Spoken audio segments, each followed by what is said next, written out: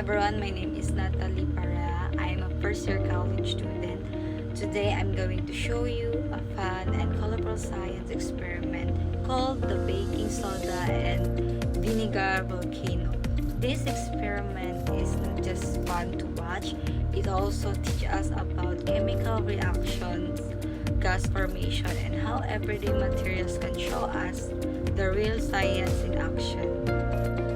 For this experiment, we will need the vinegar, baking soda, dishwashing soap or liquid, food coloring, small container or bottle, tray or a plate to catch the mess.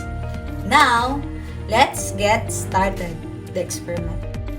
For procedure, step 1. Place your container on a tray so it's easy to clean. And our step 2, add 2 to 3 tablespoons of baking soda into the container.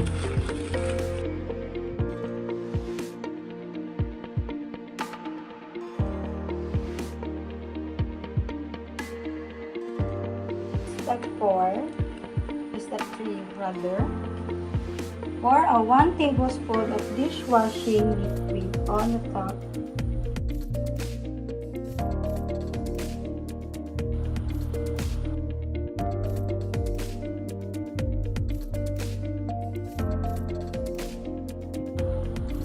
For our step 4, add a few drops of food coloring.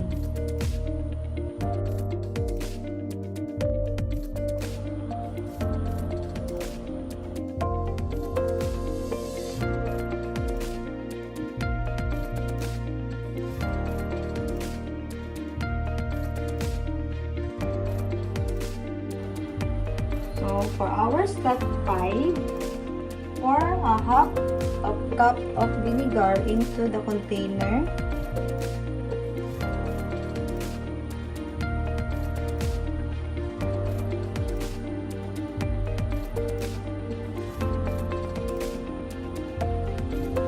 And give a gentle shake and watch the eruption.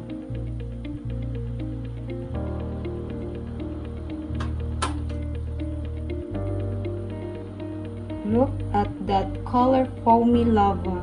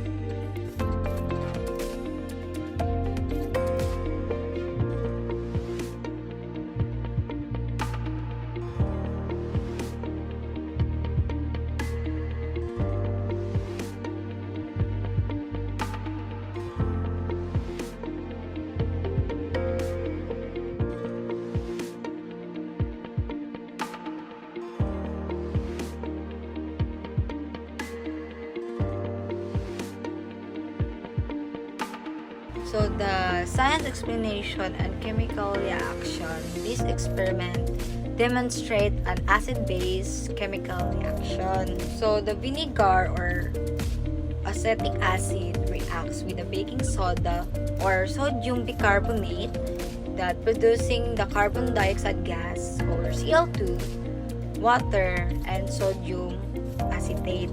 The dish soap traps the CO2 gas bubbles, creating the foamy eruption that looks like lava.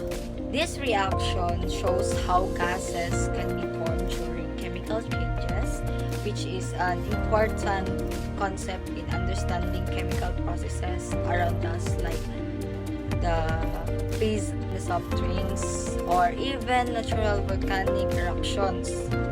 This experiment is important because it's a simple and safe way to learn about chemical reactions and gas production using materials found at home.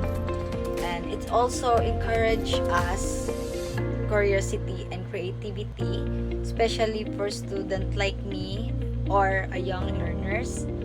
And by doing this experiment, we can see how chemistry works in a fun and visual way, which help us appreciate how science affects our daily lives. The foamy eruption is caused by the rapid release of carbon dioxide gas, which is the same type of the gas responsible for bubbles in soda. In real volcanoes, trapped gases build up pressure and cause eruptions. So this experiment is a small-scale model that mimics the natural phenomenon, helping us understand how pressure and gas formation can create explosive results.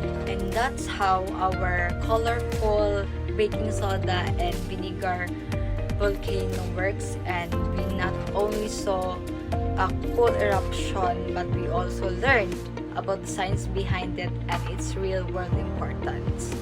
I hope you enjoyed this experiment, and I encourage you to try it yourself and explore science in creative ways. Thank you for watching!